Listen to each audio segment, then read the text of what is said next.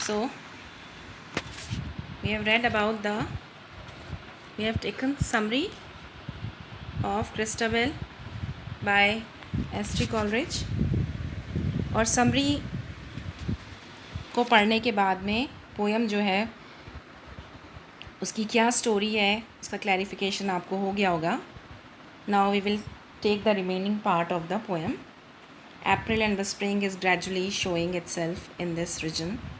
The lovely lady Christabel, whom her father loved so well, what makes her in the woods so late, a furlong from the castle gate, she had dreams all yesternight of her own betrothed night, and she in the midnight wood will pray for the weal of her lover that is far away.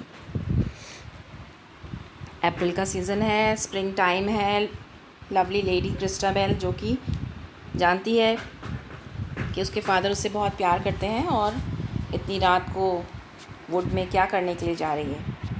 और क्यों? क्योंकि उसको सपना आया है, जैसा हमने summary में आपको बताया ही था कि उसका जो बिथ्रॉटेड जो उसका मंगेतर है उसके साथ कुछ बुरा हो गया है, जो दूर गया हुआ है, तो उनकी वेल बीइंग के लिए प्रे करने के लिए वो रात में वुड में चुपचाप जा रही है जब सब घर के सब लोग सो गए हैं, राइट।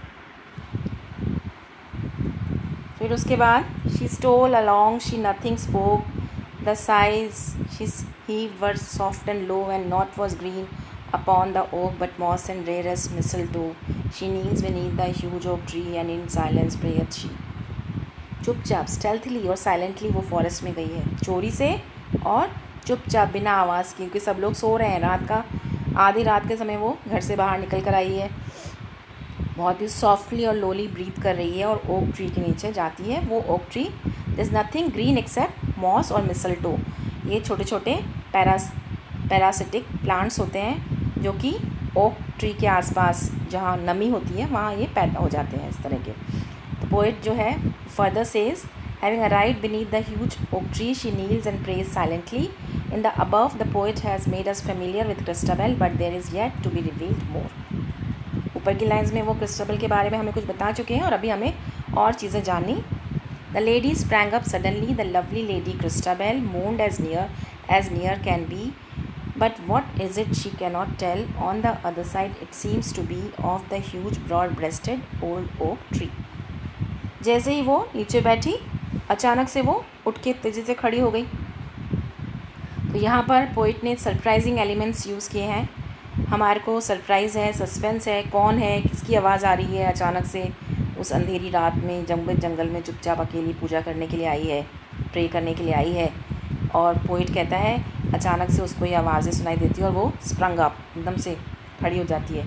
लवली लेडी क्रिस्टाबेल, उसको सुनाई देता है कि कोई पास ही बहुत पास उसके पेन में मोन मतलब करहा रहा है ना। Poet says she does not understand what it is, it came to her from the other side of the huge broad old oak tree. ठीक है। The night is still, the forest bare, is it the wind that moaneth bleak, there is not wind enough in the air, but move away the ringlet curl from the lovely lady's cheek।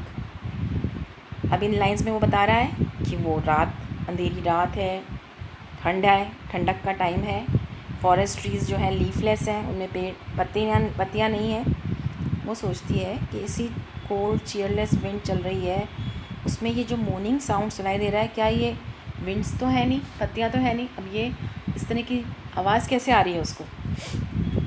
लेकिन but to her surprise the poet tells there is not wind enough to wave the curl of her hair lying on her lovely cheek.